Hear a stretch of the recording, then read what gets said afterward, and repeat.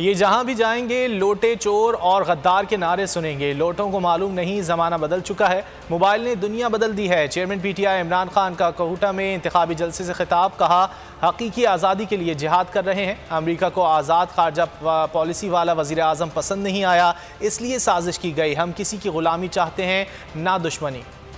लोटो सुन लो, तुम जिधर पब्लिक के अंदर जाओगे 3 आवाजें सुनोगे, 3 नारे। सबसे पहला लोटा, दूसरा नारा चोर और तीसरा नारा गद्दार।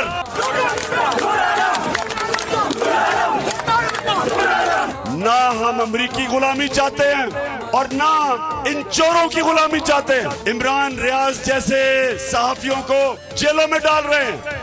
FIR तो कुछ नहीं, आप हजारों FIR काट दें, आप जेल में डाल दें, हम अपनी जान की कुर्बानी देने के लिए तैयार है, अपने मुल्क की आजादी के लिए। और आपके पास हर पोलिंग स्टेशन पे 10 बाशऊर और दिलेर नौजवान चाहिए जो कि पोलिंग स्टेशन का पहला दे। आपने पूरी तैयारी करनी है कि हमने हर तरह धांधली रोकनी है। पीपल्स पार्टी को पता है कि असद जरदारी चोर है, उसका दुनिया में नाम उसको 10% कहते हैं। उसके ऊपर किताबें लिखी गई हैं, बाहर अखबारों में उसकी चोरी का ऊपर आया।